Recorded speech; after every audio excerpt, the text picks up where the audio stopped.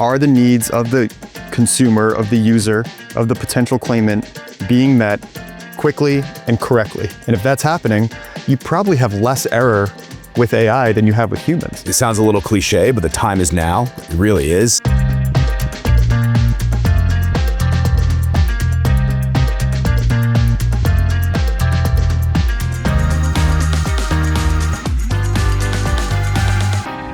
Hey everyone, this is John Robinson. Welcome back. I am here with my good friend, Terry Dohrmann. We go way, way, way back. Thanks for joining us. Happy to be here. Thanks for having me, John. Absolutely. I thought about who should be next on our interview series, and I shot Terry a text. I said, hey Terry, we have so much history together. We've been in the same circles even since we have worked directly together. It made sense to bring you here. For those of you that don't know, Terry was former Chief Revenue Officer at Litify. That's when Terry and I met. He brought me in and my team at the time. I was Vice President of Growth at Litify for a year, worked directly under Terry. And since then, it's been 5 years since I left Litify.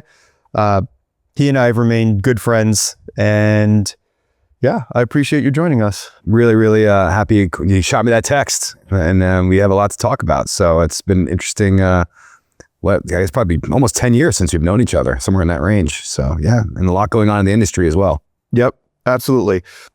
So let's just catch everybody up. I mean, everybody in the legal space, in the PI legal space, knows Terry Dohrmann. They knew you from Litify. What has happened since you left Litify? Where are you now? Yeah, thank you. God, I don't know if everybody knows me in the PI space, but I'd like to I think they do. Maybe my ego. Anyway, yeah, no, we had a fantastic experience with Litify, grew the business, and Bessemer came in and bought a majority stake. And at that point, I stepped aside, and Litify continues to do great as a business, which is always good to hear. And the folks there are continue to grow the business and help clients. But when I stepped away, I was at home for probably a month before my wife threw me out again. So she had quite enough of my nonsense, but, and then I really spent some time thinking about what I wanted to do next. And I dabbled in a few things. But really with the advent of AI and it entering the space, I'm sure everybody's sick of hearing about it, but I looked at it as yet another sort of technological wave, to come into legal tech. And, a little bit like the mafia, I kind of got pulled back into it.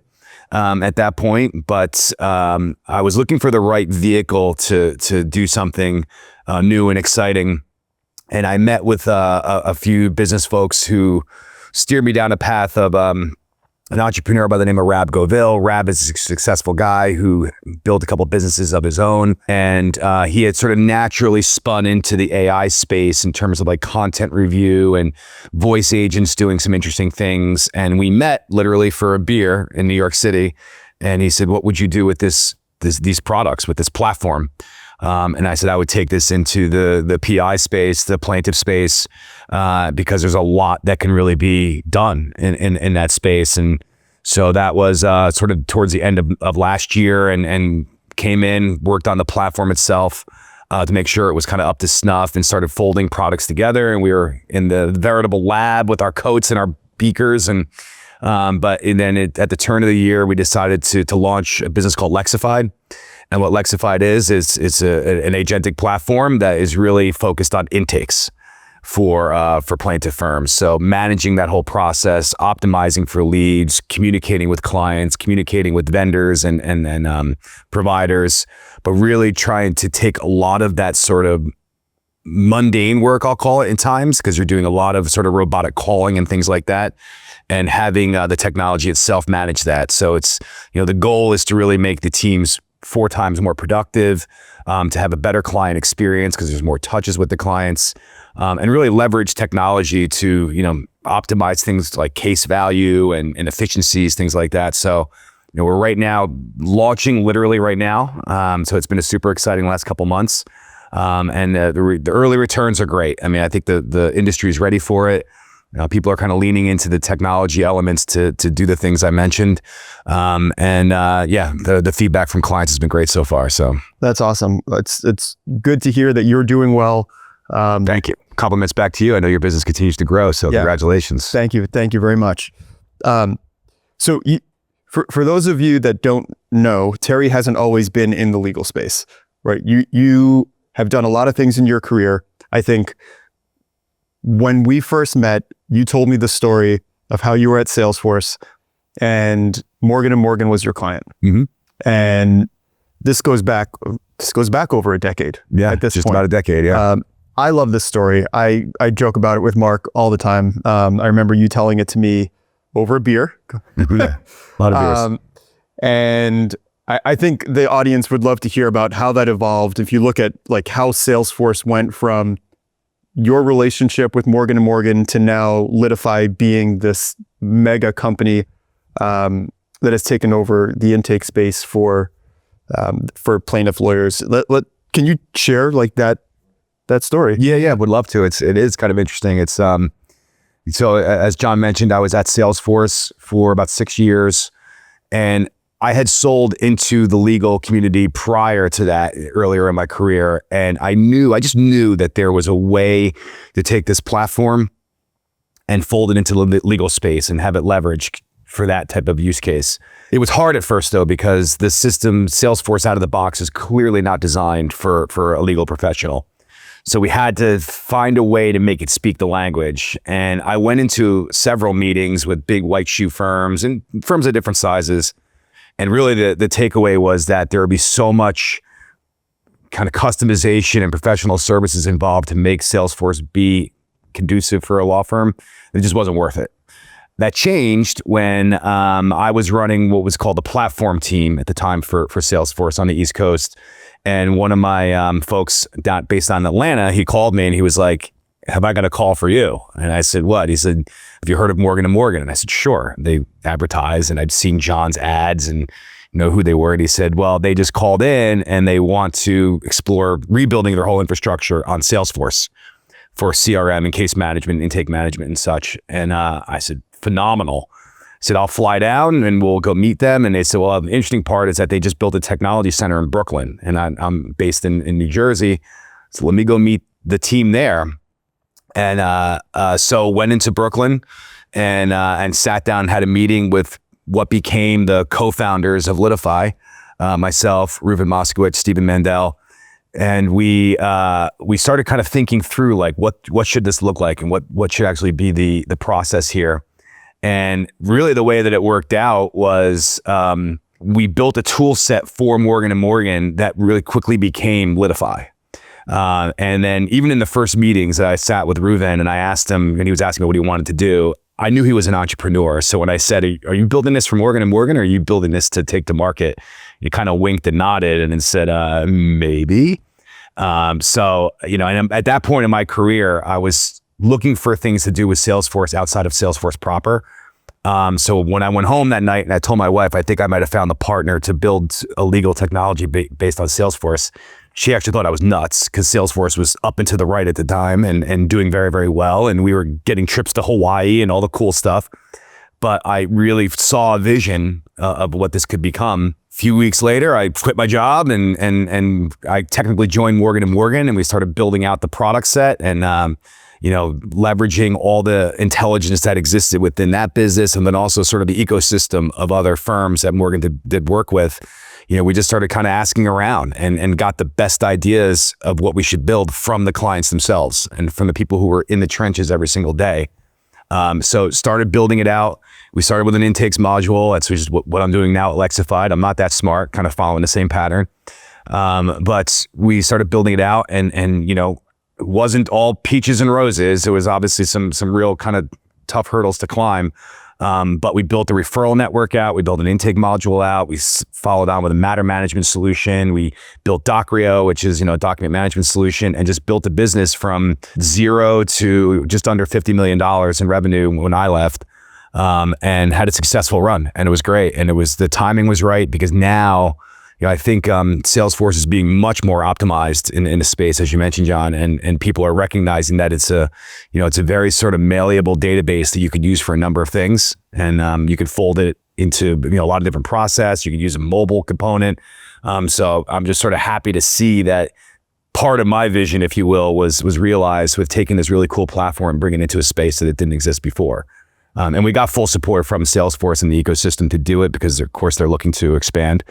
Yeah, it was an interesting mix of people, of industries, of, we used to joke that our office in Brooklyn, the Morgan & Morgan, then Litify office was like the UN. I mean, we had everything from Orthodox Jewish guys to, to every walk of earth you could think of, to hipsters in Brooklyn, to, I was the most normal, I guess, quote, normal looking person there. And I'm not that Says normal. a lot. Yeah.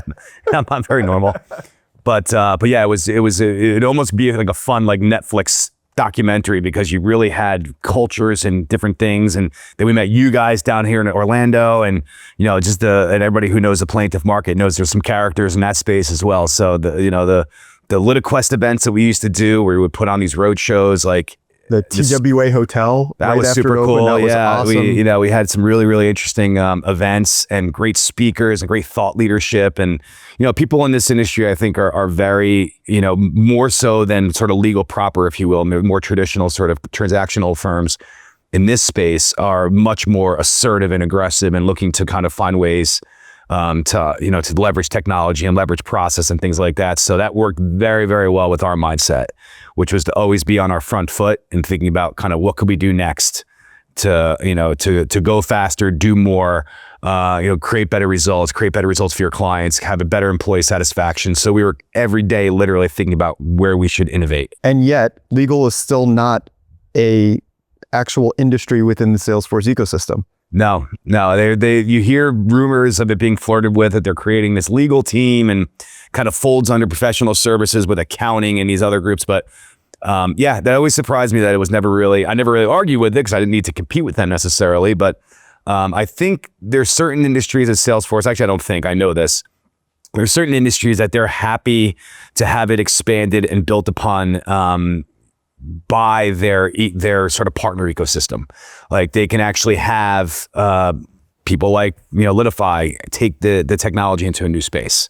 So I think there's certain edge cases that they're okay doing it. It is also one of those areas that the more domain expertise that you have, the better off you are. And Salesforce can certainly hire that, but I think they're content to have other folks do it. The Litify journey, we could talk a little bit more about this just because I had firsthand experience. I think I was there for like the 10 to 20 million range. I'm going back like 2019, 2020, around that time. Man, that was a journey. Like seeing the opening of the New Orleans office, going to all the LitiQuest events, dealing with, I'll leave it with, there were a lot of personalities to deal with at that company. It's a good way to put it. But we both survived. You're on to bigger things, better things. And it's great to see that coming to fruition for you.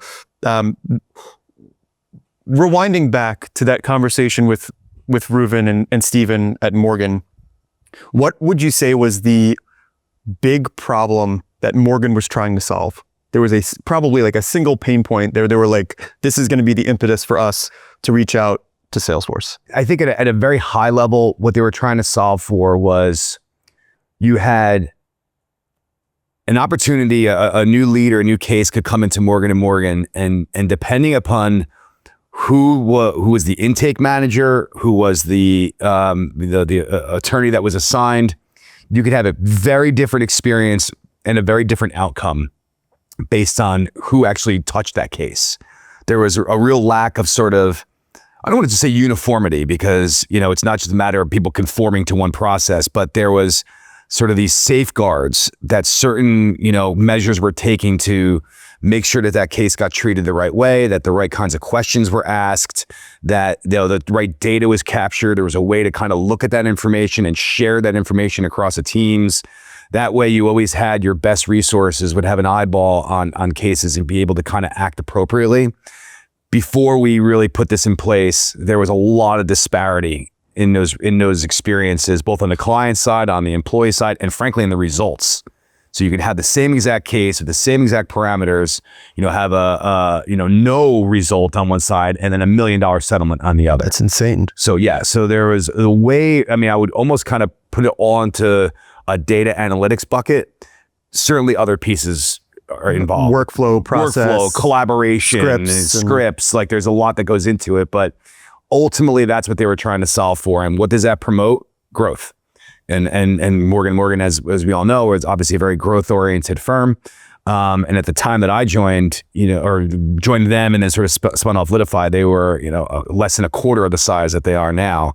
So putting a system in like Litify / Salesforce was really key in doing that, because now you could get all this information.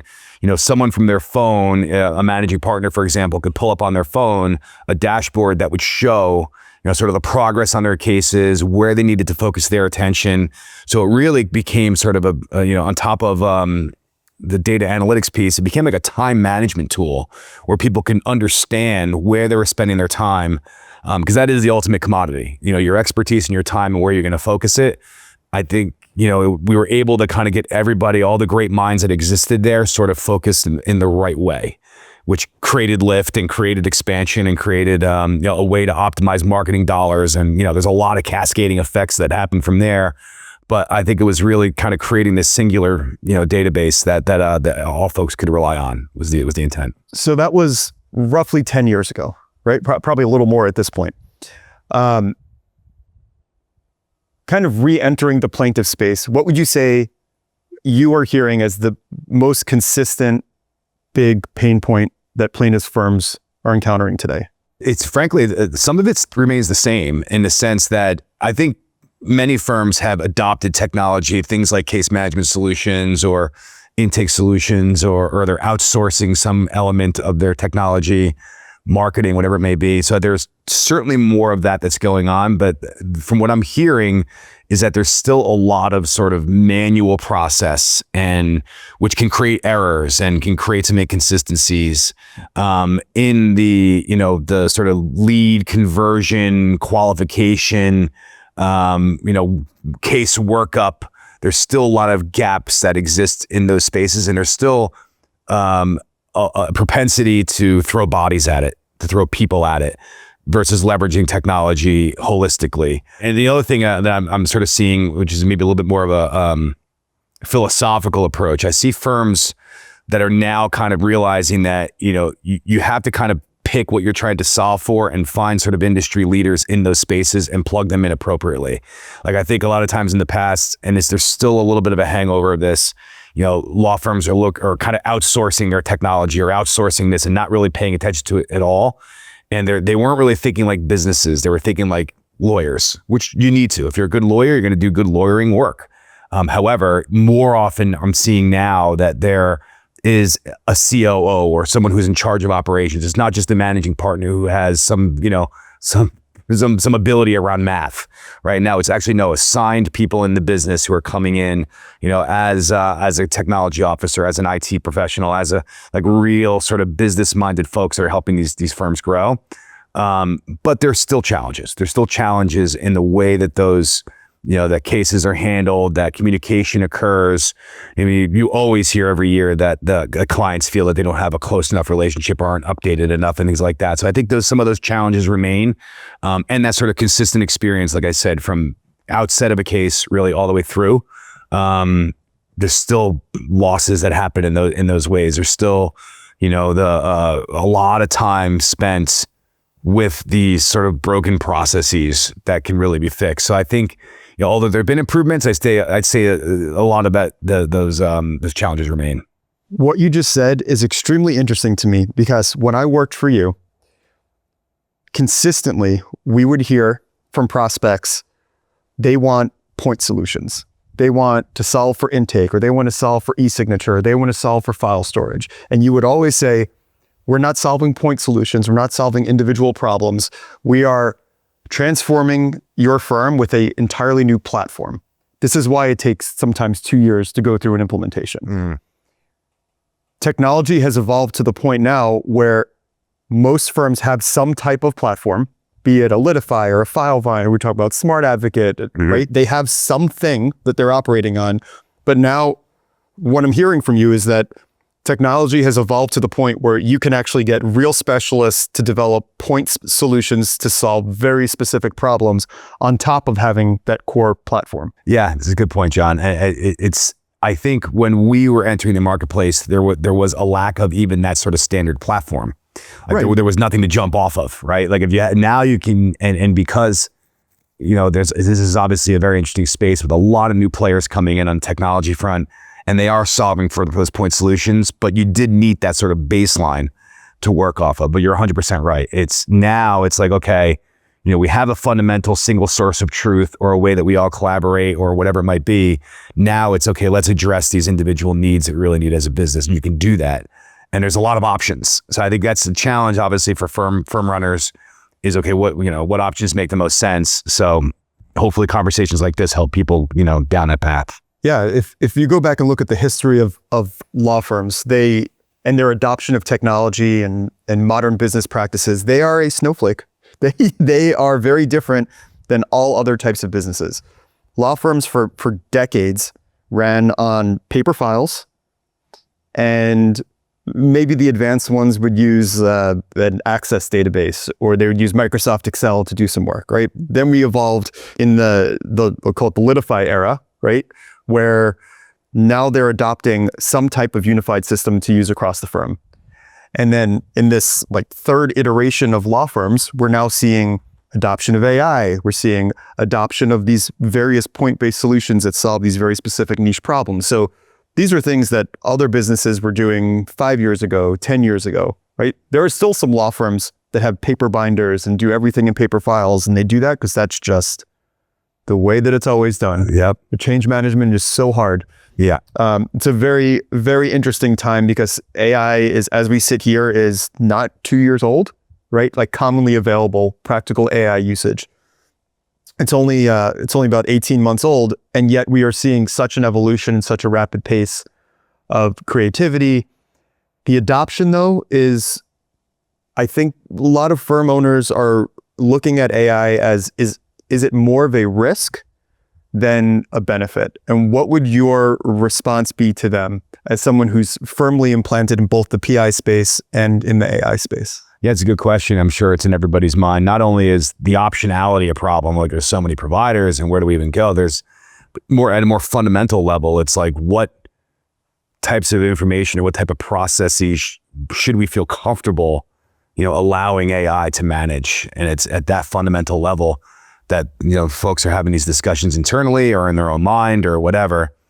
What I would say is, and it's interesting, we were talking earlier about sort of this advent of different technologies, because I'm a little bit older, but I remember when literally the internet became a thing, and then mobile internet became a thing, and then cloud-based products was really there's sort of a shift from premise to cloud-based. And not that I think AI could be more impactful than any of those, but it's the same in the sense of that there's initial fear of the unknown or the unfamiliar with anybody, and that's completely natural. I think in what I'm seeing the smart sort of technology forward firms do is they're identifying the spaces that they can leverage AI to, and I don't want to say it's kind of like the unsexy elements of case management, intake management, case management, that are easy sort of pickings for AI to be leveraged first. What I would say also I'm hearing a lot of is that, lawyers who have 20 years of experience and have been drafting documents for a long time, or they've been, doing trial prep, or they've been doing very sort of specific thing that does require innate knowledge of the law and experience of how a judge is going to react to something. Like, I don't see a huge need of AI to solve for that today. I think that you could still rely on your lawyers to be lawyers and do those types of things. Now, can it assist with research and content extraction and things like? Of course, for sure. But I don't.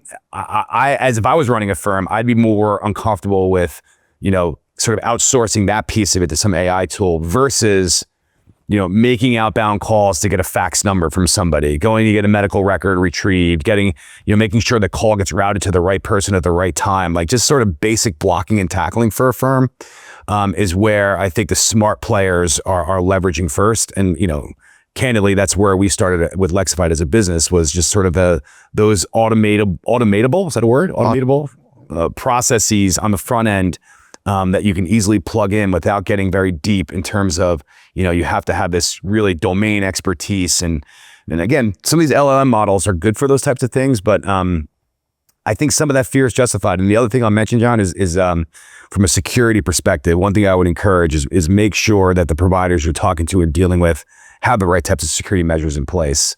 And they're not sort of exposing your data to any external models that could put your firm at jeopardy. Very important, and obviously for a number of reasons, but it's a good step to take to make sure that those types of measures are there. Yeah, at our organization, we have a white list of tools that are approved for our team to use, and no one is allowed to use AI in any way unless it's been a pre-approved tool in a pre-approved process, because we run the risk of who knows what, right? There's data breaches literally every single day, dozens of them. And another rule that we have is client information never goes into AI. You never know what's going to happen with it. OpenAI says that stuff doesn't leak between sessions. Who knows, right? You're relying on what they tell you. So if you never put it in the first place, you never have to worry about it. But there are definitely practical applications that run no risk or run very minimal risk. I got the chance before I sat down with you today to see a demo of Lexafide. Very impressed. Terry showed me a live phone call that was happening between someone who's calling into a firm and the firm itself's AI agent answering. It was a test call, not a real call. But I was seeing the information that was being communicated by both sides, the AI agent and the human, being processed in real time. And then I think the most amazing piece was the information then getting parsed and put into the appropriate fields in Litify through the integration that you guys built. Yeah. It's one thing to have that voice interaction. It's another thing to actually have the data where you need it.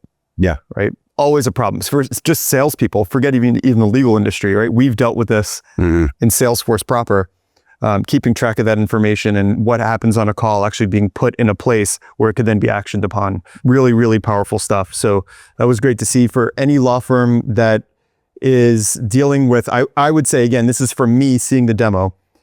The biggest issues that I think Lexafide seemed to solve were handling communication with prospects when you don't have a human to pick up the phone. Tell me if you agree with this or not, but if you have a human who's readily available to answer the phone, call should go to the human, right? Inevitably, law firms are getting constant flow of leads. They're having to prioritize which ones do we call next? What do we do if someone's waiting in a hold queue? What do we do if someone calls and it's now 6 o'clock and I don't have a live human to answer it? To me, that's like an immediate solve. Right. Yeah. We talk about low risk opportunities to use AI, and especially like as we're talking about your platform specifically, I think that's a huge opportunity. Why not? Right. If the alternative is someone is just either not going to get a call till the next day or be sitting in a hold queue or get some offshore answering service, why not use technology that's been tailored for that firm? Yeah. The one maybe piece that I would, and this kind of goes back to your question before around sort of how are firms approaching AI. Another really simple use case early on is when you have a human-to-human call, so there is an agent available to speak to someone who's calling in, and have the AI assist. So the AI is listening to the call and will prompt, and based on whatever that firm's needs are, but let's say they forgot to ask if there were medical records available, if there was a police report, if there was any other information that might be pertinent. Almost like in Litify, we had the questionnaires that were built. So you had to, the common practice was to go through those questions and make sure it's all answered. But one of the early adopter sort of motions that we're seeing a lot of is the AI to assist those humans. But you're right, in terms of overflow or weekends and nights or things that right now that are being handled by, call services that maybe don't have the best results or the best experience for clients, or they're sitting on hold and they drop, things like it. Very, very easy use cases that we can leverage the voice agents to. And then the other one is also on the outbound side in a similar fashion. If you're a mass tort firm and you have to do an update based on something that was released in the news or whatever it might be, you have to do a batch calling to 600, 800, 1,000 people. it used to be you'd have to have a call center or your own staff, or you'd working weekends and nights to make those calls out to update and inform your clients. Now you can have the AI agents make those calls, send a text, send an email, cover all bases, and have that sort of level of communication increased. So there's some very just sort of simple, practical use cases on the voice, and email and text agents to do that'll help a firm out. So it's great technology. I think it's early on, right? It's who knows where this is going to be going for you guys and just for the industry as a whole. AI adoption, it's kind of been beaten to death. People talking about like, what could you do with it? Really, the answer is you can do whatever you want with it. As long as you have the right people who are protecting the data in the right way and building the right tools, you can do whatever you want. Yeah. What I would say, and that's funny, John, the line I've used for 10 years, I used to use it with Salesforce. The greatest thing about AI /Salesforce/ whatever is you can do anything. The worst thing about AI is you could do anything. So we were guilty early on of, having an aperture that was this wide in terms of what we really wanted to accomplish. And frankly, from a business perspective, we didn't want to go in and have to compete with some of the folks that are out there that have been doing this for a while and are more focused on things like drafting and content analysis and document review and things like that. I don't feel a strong need. It is on our roadmap to do all those elements, but I don't feel a strong need to go in and compete with those players that are doing it. And we're more focused, as I mentioned, on the intakes process and the communication elements. And that was deliberate. But at first we were thinking, let's do all this stuff.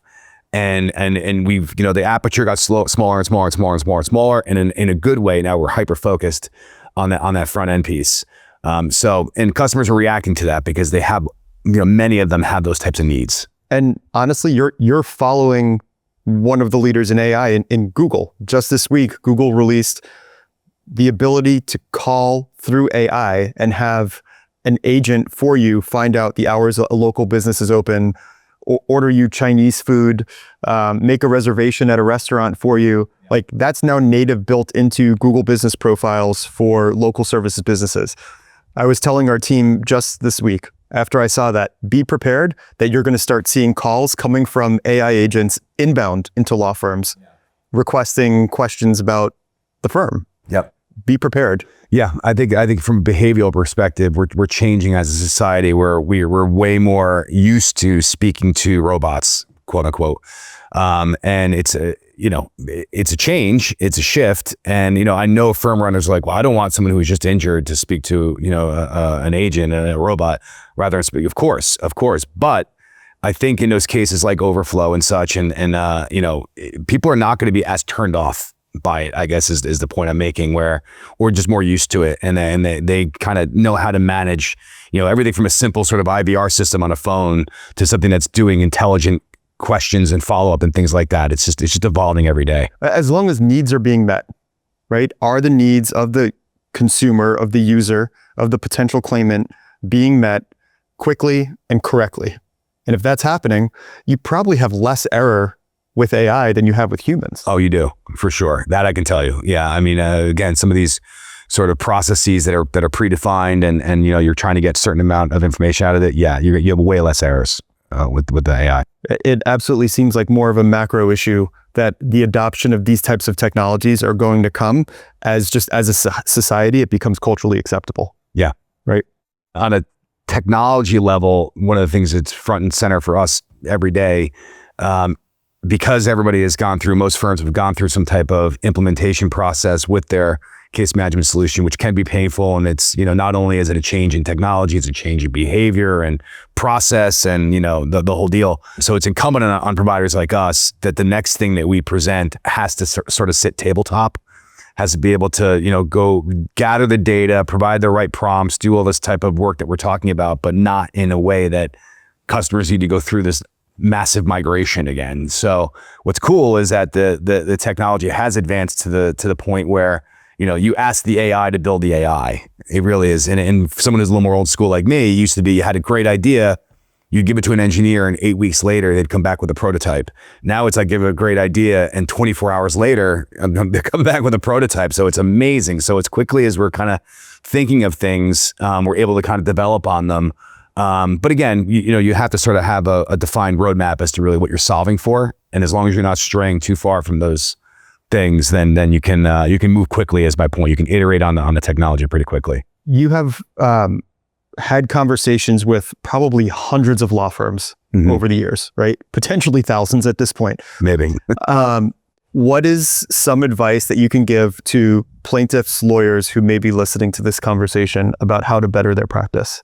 Yeah, I think one of the, and this is, probably obvious, but I think a lot of firm runners and managing partners and owners are a little bit guilty of immediately thinking about throwing people at problems. Now, it's not as prevalent as it was even 10 years ago because people are leveraging technology. But I think it would be to have a little bit of an open mind as it relates to what these technology providers like myself can do for you without the risk of reputational loss. So I think that's, in many times the case where this person spent 20 years building this firm up and they do an amazing job with whatever it might be, medical malpractice in that part of the country. But they're really nervous about, losing that because they're going to leverage technology that loses a little bit of the human touch. My point is that there's a way to manage that. There's a way that you can actually embrace, some of the new technology that's out there without the loss of any type of reputation or the human touch or the way that you actually do business. So to grow doesn't necessarily need for you to add 5, 10, 15 people to open another office, to do sort of the more traditional kind of brick and mortar things that used to have to happen for a firm to grow its revenue. There's ways now that you can grow revenue, you can grow caseload, you can optimize results by leveraging some of this technology out there. I know I'm not saying anything that's too crazy, but I still run into it, almost daily where people's first reaction is to, oh no, we got to, increase the amount of lawyers we have addressing such and such. And it's, maybe you don't. Maybe you can kind of look at this more pragmatically and understand what some of the providers are that are out there and doing this type of work, and we can leverage. One of my favorite Terry quotes is slow down to speed up, right? Like take a step back, take a look at what the actual problem is. It may not be that you need another person, right? It may not be that you need another tool. Maybe that you have to fix the actual problem, the process, or you've got the wrong person in a role. Swap that person out for the right person. Great advice. I think that there's been a ton of nuggets here for law firm owners, attorneys, to take out of this conversation. Is there something else that you want to leave people with? Anything that you want them to know, piece of advice, something before we wrap up? I'm super excited to get back into the space. Just at a very sort of high level, there's a lot of energy, a lot of money, a lot of just emphasis on the different things we're talking about that is really kind of coming home and prevalent in this space right now. After being away from it for a little bit, coming back into it now and seeing a lot of the enthusiasm that people have for taking on cases, for growing, for managing their firm, for it's definitely, if anything, it's increased even more and which is a great thing. So I think that, it sounds a little cliche, but the time is now. It really is. I mean, because the technology evolution is not going to stop. It's going to continue. So I think people kind of embracing it, figuring it out, and frankly, I'm in it every day, but I would say that I'm a novice as it relates to a lot of it. So I'm learning every day, and really the way to kind of attack it is to, what we're doing with a bunch of our early adopters is we're literally meeting weekly. And just going through, and no idea is a stupid idea, and talking about progress and talking about, things that we're talking, milestones and feedback and things like that, practical things, but also just being like, what crazy idea do you have that you want to try to do, or have you been thinking about? Because where we are from a technology perspective now, it'll actually, you can do some of this crazy stuff. Yep. So, so I'm excited about it. I see a lot of, like I said, energy in the air, so to speak, around this space. So yeah, I would say embrace it. If you don't already have Terry's phone number or have him on LinkedIn, how can people get a hold of you? Terry D at Lexafide.com is probably the best way. So TERYD at LEXAFIDE.com. It's my email address. Go to our website, request a demo, Lexafide.com. I'm happy to show you. Like I said, we're just about to launch, but the early clients that we have on board are, thank God, they're very, very happy and giving us tremendous feedback. So it's I'm excited, like I said. Awesome. Terry, always a pleasure. Thanks for making the drive up. Appreciate it. And we'll catch you next time. Thank you for tuning in.